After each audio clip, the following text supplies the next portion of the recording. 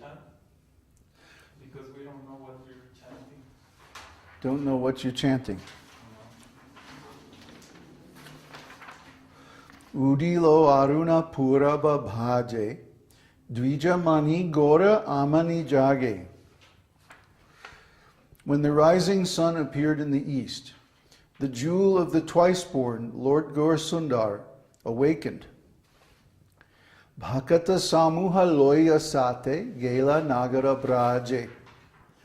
And taking his devotees with him, he went all over the countryside, towns and villages. Tāthaī, tāthaī, bājalo khol, ghana tāhe jhājera, and played the mṛdaṅga, and the cymbals chimed in time. Preme, ḍhala, soṇāra, aṅga, caraṇe, nūpura, bāje. Lord Gaurāṅga's shimmering golden features danced, and his footbells jingled. Mukunda, Madhava, Yadava, Hari, Bolena, Bolore, Varana, Bori.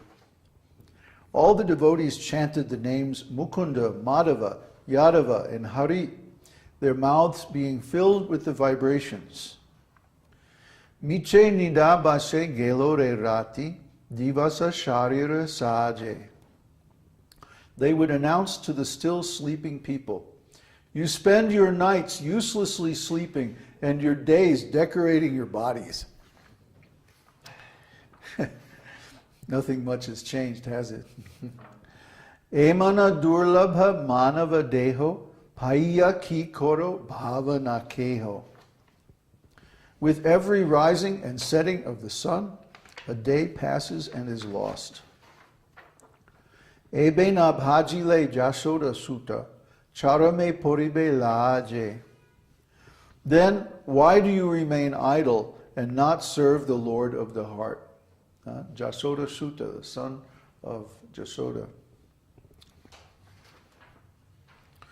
Udita tapana hoile asta, dina gelo boile hoibe biasta. This temporary life is full of various miseries.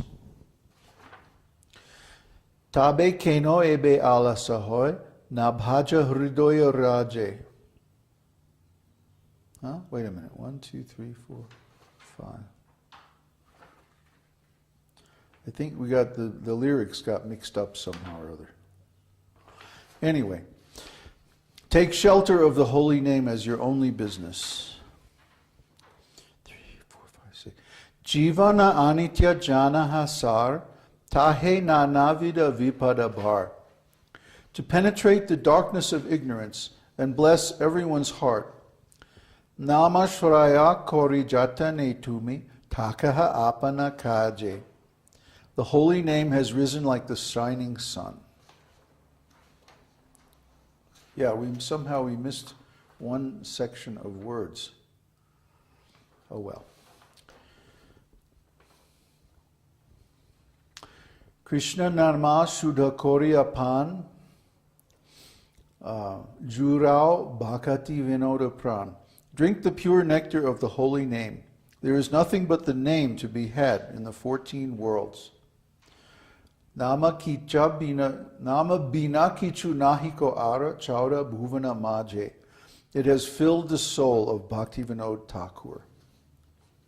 This is not a very good translation, actually. And plus, something is missing. I must have messed up when I was cutting and pasting the words. But basically, this is about Lord Chaitanya in the early morning, after chanting all night in the courtyard of Srivas Thakur. Lord Chaitanya would take his intimate devotees out into the street. This is called nagar-kirtan or Veda kirtan pastimes. And they would go out before the sunrise and they would chant like madmen. They had been chanting all night, so you can imagine they must have been like,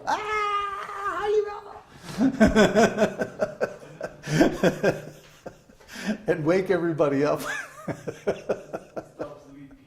Right, stop sleeping. Well, the next part, the part 2 of this song, is Jiv Jago, Gaurasundara bole. Wake up, sleeping souls. Wake up, sleeping souls. Lord Gaurāṅga is coming.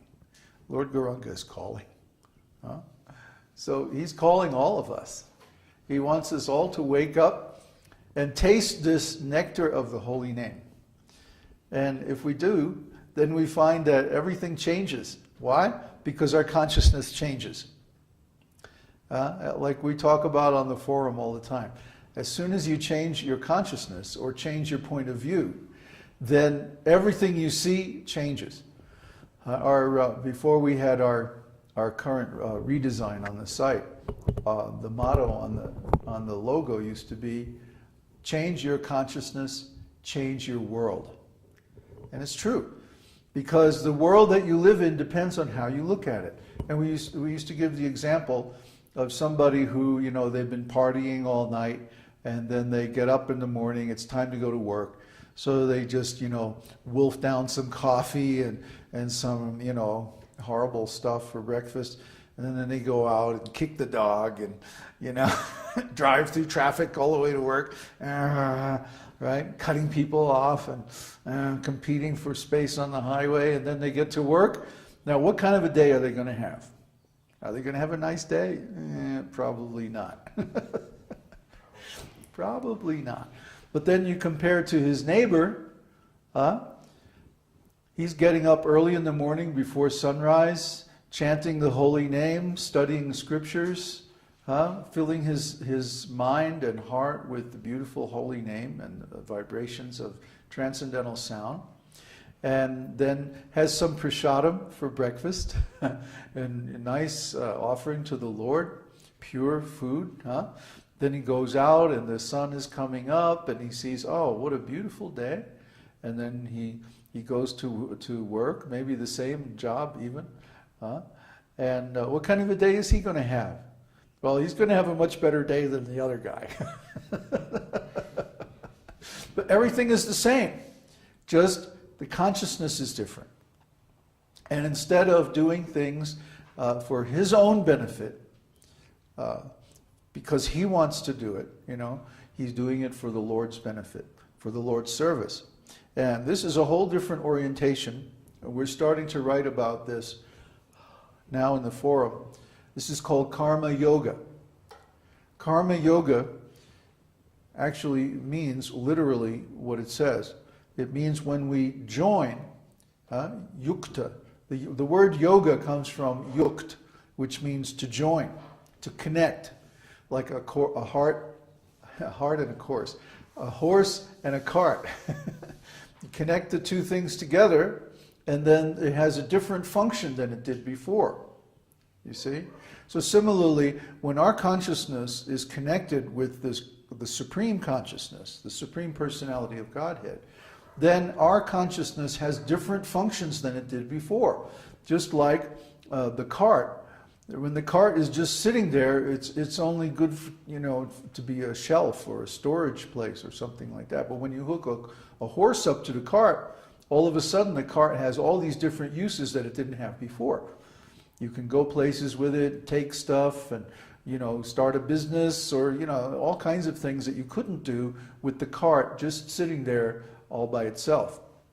Similarly, when our consciousness is connected with the consciousness of the Supreme Lord, then it acquires all kinds of attributes and functions that it didn't have before. Okay? So karma yoga is when we connect, yoga means connecting, when we connect our karma with the Supreme Lord. Yoga has no meaning outside of connection with the Supreme Lord. Some people try to redefine the yoga to mean some kind of exercise or some kind of a speculative meditation or something like that. But actually yoga means connecting ourselves with the Supreme. And outside of that, in the original source literatures of yoga, it really doesn't have any other meaning. All the other meanings are concoctions that came much, much later. But in the original source literatures of yoga, it means to connect our karma with the Supreme Lord. And how do we do that? By offering. This is called, in the Vedic terminology, this is called yajna. Yajna means sacrifice. the materialistic understanding of sacrifice is very limited. Because when we sacrifice something materially, that means we give it up and we lose it. But in the context of the Vedic literature, sacrifice means that we offer something for the pleasure of the Supreme Lord. And since the Lord's senses are transcendental, it doesn't necessarily mean that we lose the thing. It means that we use it in a different way than we would normally do. Let me give you an example. Let's say our food. Okay, most people eat food for the pleasure of their tongue and belly. They want to get sense gratification from eating food. So naturally they try to cook something very palatable or something that will give them a lot of energy or something like that. And